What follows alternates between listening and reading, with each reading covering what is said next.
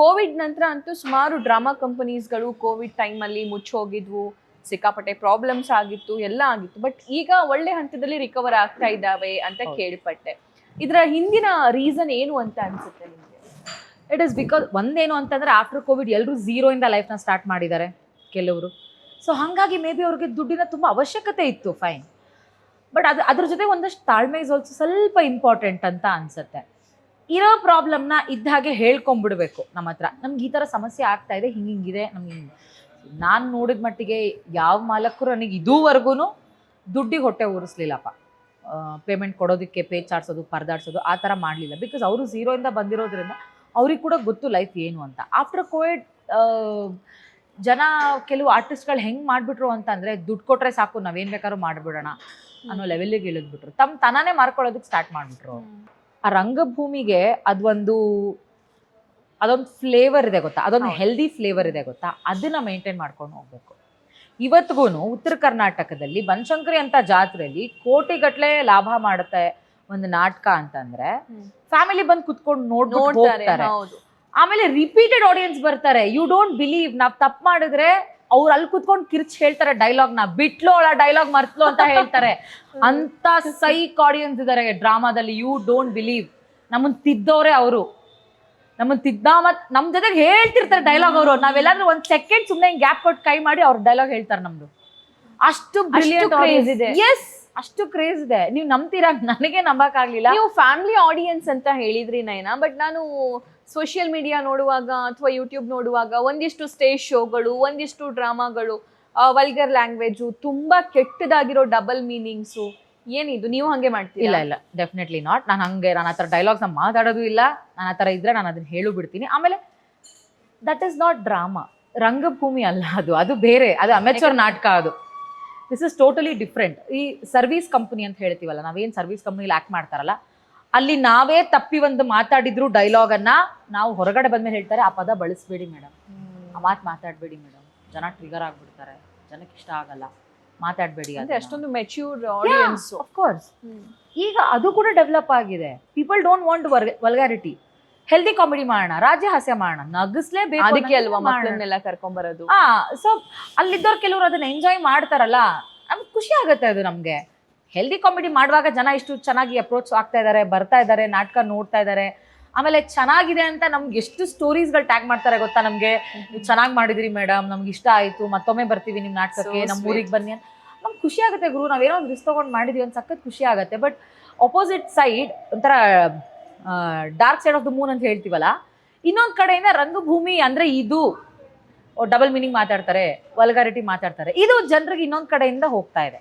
We are very sorry. Service company, drama ಕಂಪನಿಗಳಲ್ಲಿ ಈ ಥರ ಒಳ್ಳೊಳ್ಳೆ ಹೆಸರಿಟ್ಕೊಂಡು ದೊಡ್ಡ ದೊಡ್ಡ ನಾಟಕಗಳನ್ನ ಮಾಡುವಂಥ ಕಂಪನಿಲಿ ಯಾರು ಆ ಥರ ವಲ್ಗರಾಗಿ ಮಾತಾಡಲ್ಲ. ಐ ನೋ ನೀವು ವಲ್ಗರ್ ಡೈಲಾಗ್ಸು ಅಥವಾ ವಲ್ಗ್ಯಾರಿಟಿ ಇರೋ ಕಡೆ ನೀವು ಹೋಗೋದು ಇಲ್ಲ ಅಂತ ನನಗೆ ಗೊತ್ತು. ನಾನು ಇಂಟೆನ್ಷನಲಿ ಅದನ್ನ ಕೇಳಿದೆ. ವೈ ಐ ಆಸ್ಕ್ಡ್ ಯು ಅಂತಂದ್ರೆ, ಒಂದು ಸ್ವಲ್ಪ ದಿನದ ಹಿಂದೆ ಜನಪದ ಅಂದ್ರೆ ಏನ್ ಅನ್ನೋದನ್ನೇ ಮರ್ತ್ಬಿಟ್ಟು ಅಲ್ಲಿ ಏನೇನೋ ಬೈಯೋದು, ಏನೇನೋ ಡಬಲ್ ಮೀನಿಂಗ್ ಮಾತಾಡಿ, ಏನೋ ಹಾಡು ಕಟ್ಟಿ, ಇನ್ಯಾವುದೋ ಟ್ಯೂನಿಗೆ ಸೇರಿಸಿ ಅದು ಜನಪದ ಅಂತ ಹಂಚೋದಕ್ಕೆ ಶುರು ಮಾಡಿದ್ರು. ಎಂಥ ವರ್ಸ್ಟ್ ಅನ್ನಿಸ್ತು ಅಂತ. ಆಕ್ಚುಲಿ ಹೌದು. ಬಟ್ ನಮಗೆ ಸ್ಟಾರ್ಟಿಂಗ್ ಅಲ್ಲಿ ಇನಿಷಿಯಲ್ ಡೇಸ್ ಅಲ್ಲಿ ಏನಾಯ್ತು, ಊರೇನೋ ಪೋಲಿ ತರ ಮಾಡ್ತಾರೆ, ಓಕೆ ಫೈನ್, ಮಜಾ ಮಾಡಕ್. ಅದು ಹೋಗ್ತಾ ಅತಿರೇಕಕ್ಕೆ ಹೋಯ್ತು. ಹೌದು, ಅದು ತುಂಬಾ ಅತಿರೇಕಕ್ಕೆ ಹೋಯ್ತು ಅಂತ, ನನ್ನ ಲಿಮಿಟ್ ನ ಕ್ರಾಸ್ ಮಾಡಿ ಹೋಯ್ತು ಅದು ಅಂತ. ಸೊ ಬಟ್ ಅದಕ್ಕೆ ಅಷ್ಟೇ ಬ್ರೇಕ್ ಹಾಕೋದಕ್ಕೆ few people who belong to ಜನಪದ ಅದರ ಜವಾಬ್ದಾರಿಯನ್ನ ಯಾರು ವಹಿಸ್ಕೊಂಡಿದ್ದಾರೆ ಅವರೆಲ್ಲ ಅದನ್ನ ಕಂಪ್ಲೇಂಟ್ ಮಾಡಿ, ಇಲ್ಲ ಇದು ಜನಪದ ಅಲ್ಲ, ವಲ್ಗರ್, ನಮಗಿದು ಬೇಡ, ಈ ತರ ಜನಪದ ಬೇಡ ನಮ್ಗೆ. ಅವಾಗಿನ ಬೇಂದ್ರೆ ಸರ್ಗಳು ಒಂದಷ್ಟು ಸಾಹಿತ್ಯಗಳನ್ನ ತಗೊಂಡ್ರೆ ಅದ್ರಲ್ಲಿ ಇದ್ದಂತಹ ಜನಪದ ಎಂಥ ಸಾಂಗ್, ನೀ ಹಿಂಗ ನೋಡ ಬ್ಯಾಡ ನನ್ನ, ನೀ ಹಿಂಗ ನೋಡಿದಾರೆ, ಅದನ್ನ ಇವಾಗ ಟೋಟಲಿ ಚೇಂಜ್ ಮಾಡ್ಬಿಟ್ಟಿದ್ದಾರೆ. Total different mood. ಆ ಮೋಡ್ ಏನೋ ಇದೆ, ಅದು ಸಾಂಗಿನ ಮೋಡ್ ಏನೋ ಇದೆ, ಇವರ ಮೂಡೇ ಚೇಂಜ್ ಮಾಡ್ಬಿಟ್ಟಿದ್ದಾರೆ. ಆ ತರ ಸತ್ತಾಗ ಬರ್ದಿದ್ದದು. ಹಾ, ಸೊ ಈಗ ಕೆಲವೊಂದು ಬದಲಾವಣೆಗಳಾಗ್ತಾ ಇದಾವೆ ಸ್ಟ್ರಿಕ್ಟ್ಲಿ. ಆಮೇಲೆ ಈಗ ತುಂಬಾ ಕಡೆ ಬಂದು ಫಾಲೋ ಮಾಡ್ತಾರೆ, ವಲ್ಗರಾಗಿ ಡಾನ್ಸ್ ಮಾಡಂಗಿಲ್ಲ, ಕೆಟ್ಟದಾಗ ಡ್ರೆಸ್ ಹಾಕೊಳ್ಳೋ ಹಂಗಿಲ್ಲ, ನೀವು ಒಂದು ಮಾಡ್ರನ್ ಡ್ರೆಸ್ ಹಾಕೊಂಡ್ರು ಅದ್ರಲ್ಲಿ ಒಂದು ಡೀಸೆನ್ಸಿ ಇರಬೇಕು ಅಂತ, ಅದನ್ನೆಲ್ಲ ಚೆಕ್ ಮಾಡಕ್ಕಂತಾನೆ ಒಂದಷ್ಟು ಜನ ಬಂದು ಡ್ರಾಮಾ ನೋಡಿ ಹೋಗ್ತಾರೆ. We feel good. ಸದ್ಯ ಅವ್ರ ಭಯಭಕ್ತಿಗಾದ್ರೂ ಸ್ವಲ್ಪ ಡೀಸೆಂಟ್ ಆಗಿ ನಾಟಕ ಮಾಡ್ತಾರಲ್ಲ ಅನ್ನೋದು ಒಂದು ಸಮಾಧಾನ ಇದೆ ನಮಗೆ. So vulgarity is like not everywhere. ಈಗ ಒಂದು ಕೆಲಸ ಅಂತ ಅಂದ್ಮೇಲೆ ನೆಗೆಟಿವ್ ಪಾಸಿಟಿವ್ ಎರಡು ಇರುತ್ತೆ. ಹೌದು. ರಂಗಭೂಮಿ ಅಂತಂದ್ಮೇಲೆ ನೆಗೆಟಿವ್ ಪಾಸಿಟಿವ್ ಎರಡು ಇರುತ್ತೆ. ಪಾಸಿಟಿವ್ ಆಗಿ ಬೇಕಿದ್ದ ಜನ ಪಾಸಿಟಿವ್ ಗಾಗೆ ಬರ್ತಾರೆ, ನೆಗೆಟಿವ್ ಬೇಕಾಗಿರೋ ಜನ ನೆಗೆಟಿವ್ ಗಾಗಿ ಹೋಗ್ತಾರೆ ಅಷ್ಟೇ. ಸೊ ರಿಯಾಲಿಟಿ ಶೋಸ್ಗೂ ಮತ್ತೆ ಡ್ರಾಮಾಸ್ಗಳು ಡ್ರಾಮಾ ಈಸ್ ಲೈಕ್ ದಿಸ್, ಅಲ್ಲೇ ಗೊತ್ತಾಗೋಗ್ಬಿಡುತ್ತೆ. ನೀವು ರಿಸಲ್ಟ್ ಕಾಯೋದೇ ಬೇಡ. ನೀನ್ ಏನ್ ಆರ್ಟಿಸ್ಟು, ನೀನ್ ಎಂತ ಆರ್ಟಿಸ್ಟು, ನೀನ್ ಏನ್ ಆಕ್ಟ್ ಮಾಡ್ತಿದ್ಯಾ, ನೀನ್ ಎಷ್ಟು ಜನರನ್ನ ಅಬ್ಸರ್ವ್ ಮಾಡ್ತೀಯ, ಅಲ್ಲೇ ಹೇಳ್ಬಿಡ್ತಾರೆ. ಚೆನ್ನಾಗಿ ಡೈಲಾಗ್ ಚಪ್ಪಾಳೆ ಹೊಡಿತಾರೆ, ನೀನ್ ಚೆನ್ನಾಗಿ ಹೇಳಿಲ್ಲ ಅಂದ್ರೆ ಸೈಲೆಂಟ್ ಆಗಿ ಕೂತ್ಕೋತಾರೆ. That is the difference. But reality ಶೋಲ್ ಏನಾಗುತ್ತೆ, ಏನೋ ಒಂದು ಕೈ ಚಳಕ ತೋರಿಸಿ, ಏನೋ ಒಂದು ಎಡಿಟಲ್ಲಿ ಏನೋ ಒಂದು ಆಟ ಆಡಿ ಅದನ್ನ ಟೆಲಿಕಾಸ್ಟ್ ಮಾಡ್ತಾರೆ. ಫೈನಲಿ ಜನ ಹೋಗಿ ಸಕ್ಕತ್ತಾಗಿದೆ, ನಮಗೆ ಗೊತ್ತು ಅಲ್ಲೇನು ಹುಳುಕ್ ತಳಕಾಗಿರುತ್ತೆ ಏನೋ ನಮಗೆ ಗೊತ್ತು. ಸೊ ಕೆಲವೊಂದನ್ನ ಮರೆ ಮಾಚಿ ಅದಕ್ಕೊಂದಷ್ಟು ಕಲರ್ ಪೇಂಟ್ ಅನ್ನ ಹಾಕಿ ಟೆಲಿಕಾಸ್ಟ್ ಮಾಡ್ತಾರೆ ಟಿವಿಲಿ. ಬಟ್ ನಾವು ರಂಗಭೂಮಿಲಿ ಹಂಗೆ ಮಾಡೋಕ್ಕಾಗಲ್ಲ. ಅಲ್ಲಿ ಇಲ್ಲೇ ಡ್ರಾ, ಇಲ್ಲೇ ಬಹುಮಾನ. ಓಕೆ. ಸೊ ನಿಮ್ಗೆ ಹೈಯೆಸ್ಟ್ ಚಪ್ಪಾಳೆ ಇದುವರೆಗೂ ಬಿದ್ದಿರೋದು ಅಥವಾ ಕೇಕೆ ಶಿಳ್ಳೆ ಯಾವ ಶೋಗೆ? ಖಾನಾವಳಿ ಚೆನ್ನಿ. ಪ್ರತಿ ಸತಿ ನಾನು ಎಲ್ಲೇ ಶೋ ಮಾಡಿದ್ರು ನನ್ನ ಫಸ್ಟ್ ಎಂಟ್ರಿಗೆ ದ ಹೈಯೆಸ್ಟ್ ಕ್ಲಾಪ್ಸ್ ಬೀಳತ್ತೆ. ಅದನ್ನಂತೂ ನಾನು ಯಾವಾಗಲೂ ಮಜಾ ಮಾಡಿದ್ದೀನಿ. ಸೊ ಹೈಯೆಸ್ಟ್ ಕ್ಲಾಪ್ ನನಗೆ ಖಾನಾವಳಿ ಚೆನ್ನಿ ನಾಟಕಕ್ಕೆ ಬಿದ್ದಿದೆ. ಸೊ ಆ ನಾಟಕ ಪರ್ಸನಲ್ ಫೇವ್ರೇಟ್ ನನಗೆ.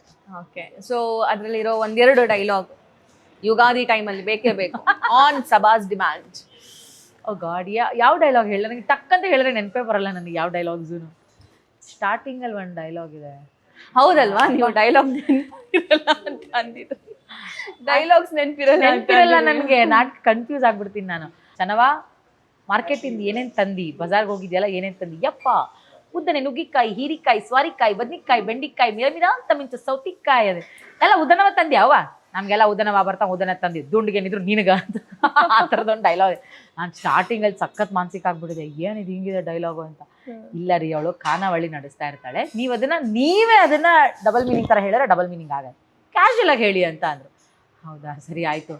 ತುಂಬ ಹಿಂಸೆ ನನಗೆ ಅದನ್ನು ಹೇಳಿ, ಹೆಂಗೆ ಹೇಳಪ್ಪ ಇದನ್ನು, ಹೆಂಗಪ್ಪ ಮಾತಾಡಲಿ ನಾನು ಅಂತ. ಆಮೇಲೆ ಗೊತ್ತಾಯ್ತು ನನಗೆ ಅದು ಉಮಾಶ್ರೀ ಮೇಡಮ್ ಮಾಡ್ತಾ ಇದ್ದಿದ್ದು ಡ್ರಾಮಾ ಅಂತ ಗೊತ್ತಾಯ್ತು. ಅವರು ಒಂದಷ್ಟು ಬಿಟ್ಸ್ ಆ್ಯಂಡ್ ಪೀಸಸ್ ನೋಡಿದೆ, ಎಕ್ಸಲೆಂಟಾಗಿ ಮಾಡಿದ. ಅವಾಗಿಂದ ನನಗೆ ಇಲ್ಲ ಮಾಡಬೇಕು, ಇದನ್ನು ಹೆಂಗಾರು ಮಾಡಿ ಮಾಡಬೇಕು ಅಂತೇಳಿ ಆ ನಾಟಕನ ಕಲ್ತ್ಕೊಂಡೆ. This is the best part ನನಗೆ. Another one, any romantic scene ಸಂಬಂಧಪಟ್ಟ ಶೀನ್. ನಮ್ಮ ಕಾಮಿಡಿಯನ್ಸ್ಗೆಲ್ಲ ಯಾರು ರೊಮ್ಯಾಂಟಿಕ್ ಸೀನ್ಸ್ ಎಲ್ಲ ಕೊಡ್ತಾರೆ? ನಾನು ಹೇಳ್ತೀನಿ, ನಾವು ಕೊಟ್ಟರು ಮಾಡಕ್ ಹೋಗಲ್ಲಪ್ಪ ದೇವ್ರೆ. ಸಖತ್ ನರ್ವಸ್ ಆಗ್ಬಿಡ್ತೀನಿ ನಾವು ರೊಮ್ಯಾಂಟಿಕ್ ಸೀನ್ ಎಲ್ಲ ಮಾಡಿ. ಅದೇ ಹೇಳಿದ್ನಲ್ಲ, ನಾರ್ಮಲ್ ಆಗಿ ಮಾಡುವಾಗ ಡೈಲಾಗ್ ಮರ್ತೋಗೋದು, ರೊಮ್ಯಾಂಟಿಕ್ ಸೀನ್ ಮಾಡ್ಬೇಕಾದ್ರೆ ಹಚ್ಚಿ ತೊಳೆದೇ ಬಿಡೋದು ಅಷ್ಟೇ. ರಿಯಾಲಿಟಿ ಶೋ ಮತ್ತೆ ಡ್ರಾಮಾ ಬಗ್ಗೆ ಮಾತಾಡ್ತಾ ಇರುವಾಗ, ರಿಯಾಲಿಟಿ ಶೋಲು ನೀವು ರೀಸೆಂಟ್ಲಿ ಒಂದು ಸ್ಕಿಟ್ ಮಾಡ್ತೀರಾ, ಸಿಕ್ಕಾಬಟ್ಟೆ ವೈರಲ್ ಆಗುತ್ತೆ. ನೀವು ರಚಿತಾ ರಾಮನ್ನ ಮಾಡಿದ್ದು, ದಟ್ ವಾಸ್ ಲೈಕ್, ನನಗಂತೂ ಸಿಕ್ಕಾಪಟ್ಟೆ ಇಷ್ಟ ಆಯ್ತು. ಅದು ಒಂದು ನಮ್ಮ ಯುಗಾದಿ ಟೈಮಲ್ಲಿ ಆಡಿಯನ್ಸಿಗೆ ಚಂದ ಅಲ್ಲ, ಒಂಥರ ತುಂಬಾ ಖುಷಿ ಆಗುತ್ತೆ. ಎಲ್ರಿಗೂ ಹ್ಯಾಪಿ ಯುಗಾದಿ ಅಷ್ಟೇ ಅಷ್ಟೇ. ನನಗೆ ನನ್ನ ಲೈಫಲ್ಲೂ ನಾನು ರಕ್ಷಿತಾ ಮೇಡಮ್ಮು, ರಚಿತಾ ಮೇಡಮ್ ಇಬ್ಬರು ಸ್ಪೂಫಿಗೆನೆ ತಂಡ ಹೊಡೆದಿದ್ದು. ಅದರ್ವೈಸ್ ನಾನು ಬೇರೆ ಯಾರ್ದು ಮಾಡೋದು ಆರಾಮ್ಸೆ ಮಾಡ್ಕೊಂಡು ಹೋಗ್ಬಿಡ್ತಿದ್ದೆ. ಬಟ್ ರಕ್ಷಿತಾ ಅವ್ರದ್ದು ಕೂಡ ಅಷ್ಟೇ ಅಲ್ಟಿಮೇಟ್ ಆಗಿ ನಾನ್ ಮಾಡೋದಲ್ಲ, ನೀವು ನಮ್ ಸೂರಜ್ ಮಾಡೋದ್ ನೋಡ್ಬೇಕು, ಕಳೆದು ಹೋಗ್ಬಿಡ್ತೀರ ನೀವು. ರಕ್ಷಿತಾ ಮೇಡಮ್ ವಾಸ್ ಲೈಕ್, ನಾನ್ ಇಷ್ಟೇ ಕಪ್ಪಗಿದ್ದೀನೇನೋ ಅಂತ ಬೈನೇ ಬಿಡೋರು ಅವನಿಗೆ. ನೀವು ಚಂದ್ರ ಲೇಔಟಲ್ಲಿ ಇದ್ದೀರಾ, ನಾನು ಅಮಾವಾಸ್ಯೆ ಲೇಔಟಲ್ಲಿ ಇದ್ದೀನಿ ಅಂತ ರೇಗ್ಸವನು. ಸಕ್ಕತ್ ನನ್ಗದೊಂಥರ ಮುದ್ದು, ಅವನು ಒಂಥರ ಮುದ್ದು ನನಗೆ. ರಕ್ಷಿತಾ ಮೇಡಮ್ ನಂತೂ ಇಷ್ಟು ಚೆನ್ನಾಗಿ ವಾಕಿಂಗ್ ಸ್ಟೈಲ್ ಸಮೇತ ಪ್ರೇಮ್ ಅಂತ ಒಂಥರ ಟೋನಲ್ಲಿ ಕರೀತಾರೆ ಆಯ್ತಾ. ಅಲ್ಲಿ ನಮ್ ಸೆಟ್ಟಲ್ ಒಬ್ರು ಪ್ರೇಮಣ್ಣ ಅಂತ ಇದ್ದಾರೆ, ಅವ್ರನ್ನ ತುಂಬಾ ಸ್ಟೈಲಿಶ್ ಕನ್ನಡ ಅವ್ರು ಮಾತಾಡೋದು. ಹೌದು, ಅದನ್ನ ಇಷ್ಟು ಚೆನ್ನಾಗಿ ಅಕ್ಯುರೇಟ್ ಆಗಿ ಮಾತಾಡ್ತಾನೆ ಅವನು. ಆ ಸ್ಟೈಲ್ ಎಲ್ಲ ಅಷ್ಟು ಚೆನ್ನಾಗಿ ಕಾಪಿ ಮಾಡ್ತಾನೆ. I just love that person. ನಾನು ಒಂದ್ಸತಿ ರಕ್ಷಿತಾ ಮೇಡಮ್ ಹಾಕಿದಾಗ್ಲೂ ಅವ್ನು ಬಂದ್ಬಿಟ್ಟು ಹಂಗಲ್ಲ ಮಾಡೋದು ಹಿಂಗೆ ಅಂತ ಹೇಳುವಾಗ ನಾನು ಅವನೇ ನೋಡು, ಡಬ್ಬ ನನ್ನ ಮಗನೆ ಮೊದಲೇ ಹೇಳಿದ್ರು ನೀನೇ ಮಾಡು ಅಂತ ಹೇಳ್ತೀನಲ್ಲ ಅಂತ. ಆ ತರ ಅಷ್ಟು ಮಜಾ ಮಾಡ್ಕೊಂಡು ಮಾಡಿದ್ವಿ. ನನಗಿಂತ ಅವ್ನು ಸಕ್ಕದ ಮಾಡ್ತಾನೆ. ಡೆಫಿನೆಟ್ಲಿ ನೆಕ್ಸ್ಟ್ ಟೈಮ್ ಬಂದಾಗ ಅವ್ರ ಕಡೆ ಮಾಡಿಸ್ತೀನಿ. ಬಟ್ ಪ್ಲೀಸ್ ಮಾಡಿಸಿ, ನನ್ನ ಹಂಬಲ್ ರಿಕ್ವೆಸ್ಟ್, ಪ್ಲೀಸ್ ಮಾಡಿಸಿ. ಬಟ್ ಈಗ ರಕ್ಷಿತಾ ಅವರ ತುಂಬಾ ದಿನ, ವರ್ಷಗಳೇ ಆಗೋಗ್ಬಿಟ್ಟಿದೆ ಮಾಡಿ. ನನಗೆ ಎಂತದಿಲ್ಲ ಅಲ್ಲ, ನನ್ಗದು ಇದೆ ಗ್ರಿಪ್ಪೇ ಇಲ್ಲ ಇವಾಗ. ಅನುಶ್ರೀ, ಯಾಕೋ ನೀವ್ ಹಿಂಗೆಲ್ಲಾ ಮಾಡ್ತೀವಿ? ಏಯ್ ಬಾರೋ ಈ ಕಡೆ ಸೈಡ್ಗೆ, ಕೊಡ್ತೀನಿ ನೋಡು ಒಂದು. ಸ್ಟಾರ್ಟ್ ಮಾಡೋಣವ? ಓಕೆ. ಆಕ್ಚುಲಿ ನಮಗ್ ಗೊತ್ತಿಲ್ಲ ಅಲ್ವಾ ನಾವೆಲ್ಲ ಹಿಂಗ್. ನಂಗೆ ಇಷ್ಟೇ ಬರೋದಪ್ಪ, ಜಾಸ್ತಿ ನನಗೆ ಅವ್ರ ಎದುರುಗಡೆ ಇದ್ರೆ ಅವ್ರನ್ನ ಕಾಪಿ ಮಾಡ್ತೀನಿ. ಅವ್ರಿಲ್ಲ, ಅವ್ರು ಎಕ್ಸಿಟ್ ಆಗ್ಬಿಟ್ರೆ ಅವ್ರ ತರ ಮಾತಾಡೋದು ಕಷ್ಟ.